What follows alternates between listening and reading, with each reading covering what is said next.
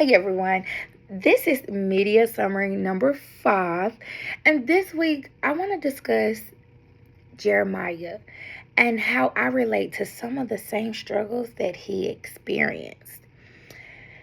When reading Jeremiah and doing research about Jeremiah himself, what stood out to me was that Jeremiah was not always confident because in the beginning, he didn't even feel like he was ready for what God called him or assigned him to do.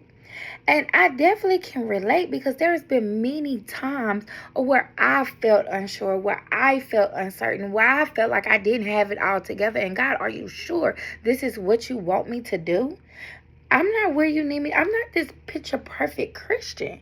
God, are you sure? I love you, but are you sure? So again, just because you know exactly what you're supposed to be doing and you know the assignment over your life doesn't mean it's going to automatically make you feel like you're ready for whatever it is.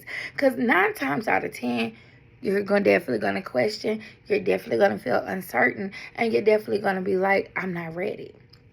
However, and something else that stood out to me about Jeremiah was that how hard things were for him. They were very hard. He was just trying to speak the truth and nobody was really listening. I know that has to be frustrating because when you're trying to give someone the truth these days, they don't want to hear the truth. They wanted you to dress it up, make them feel good, to give them this explanation or this advice versus I'm not going to sugarcoat something and make it picture perfect for you to get it. No, sometimes you have hearing the truth does not always feel good. It doesn't always look good. It's not gonna always satisfy that typical behavior of, yes, I want nothing but good news. No, sometimes the truth hurts. It cuts you down to the core. And that's what it is. However, I know this had to be frustrating for Jeremiah because I know there are moments in life when you're supposed to be doing what you're doing, but it does, and you're doing exactly what you're supposed to be doing and what God has called you to do, and it doesn't feel like nothing is changing or nobody is really hearing. It's like you're talking to a brick wall. You'll be like, I'm done. You know what? I've tried. I'm done. And in our generation, we have so many quitters. We do. And I think that is something that all of us can relate to in different ways. What I liked about Jeremiah is that he did not pretend that everything was fine. He was honest about how he felt. And when I say that, it's me to the core. I don't know how to fake the funk when something is wrong and something ain't right. It's going to come out. Sometimes I can try to hold it, but sometimes the filter is not there. Or if I do hold it, my facial expressions is going to be like, yeah, that's not right. But I definitely can relate to how Jeremiah was because I got to be honest. That's what it is.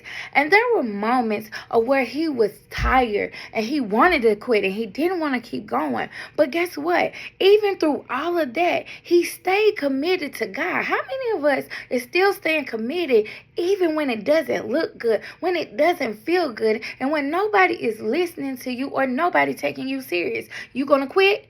Or you gonna be like Jeremiah? He pressed forward. He kept going. He stayed committed. And he ain't just walk away and give up what God had called him to do.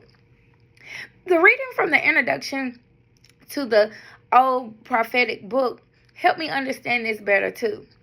It explained like prophets like Jeremiah. They weren't just talking about the future. They were speaking truth in situations where people didn't want to hear it. Don't they seem like today's time? We can tell you something is don't go and you're going to go. It's a repetitive cycle that we are seeing from the Old Testament to in today's time. We see it in the same situations. And so his struggle wasn't random. This is where it gets good too. It was connected. His struggle wasn't random. It was connected to the environment he was in and the role that he had. If that don't say nothing to you, I don't know what will. Because sometimes you have to experience the struggles in the environment that you have to change. God cannot send you to an environment that you don't have any experience to change. How can someone with no kids tell a parent how to be a parent? How can how can you help a recovering drug addict if you've never taken drugs and gotten I'm just saying, you have to have some kind of experience in that environment, and you have to experience some of those struggles. Even if it's not you directly, it's who you're connected to. Being connected to certain things brings certain struggles in your life. So you got to be careful and make sure God has you in that environment, or you're going to be in struggles that are not even assigned to you.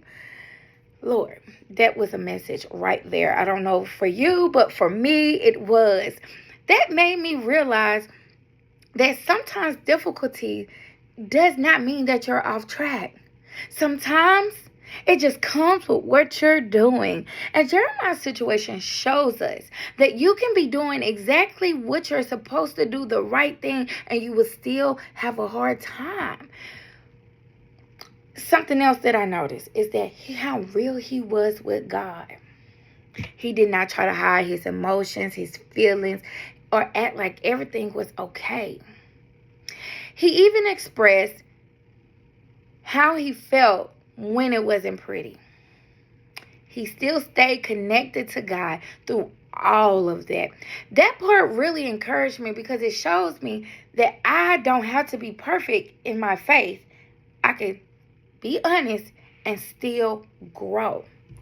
Listen, I don't know what type of relationship you have with Christ. I know I talk to Christ like that's my best friend. Like that's one of my human friends. Like I'm going to talk to one of my homegirls or my brothers, my sisters, and Christ. Like I'm talking to him like a friend. Like I talk to God like, God, do you see that? God, am I tripping? God, what should I do? I talk to God all the time because when you read the Bible, it said we're supposed to pray without ceasing. When you're talking to God, that is still technically praying. That's praying with. I talk to God throughout the day. With being a flight attendant, I have to stay in connection with God. Do y'all see the news? Do you see what's going on with planes? Do you see what's going on with passengers? Like, do you see what's even having problems with coworkers? Like, keep me near the cross, Jesus. I definitely have to talk to God 24/7.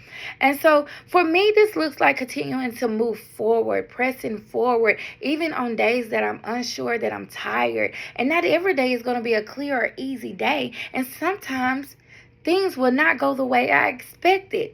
But that doesn't mean I stop. That doesn't mean that I'm going to give up. It just means I keep going and handle what's in front of me. Overall, Jeremiah's story helped me see that the struggle and purpose can exist at the same time. And just because something feels difficult doesn't mean it's wrong. Sometimes it just means that you're in a season of where you got to keep showing up regardless. So I hope this helped you, because it definitely helped me. Y'all have an amazing day, and God bless.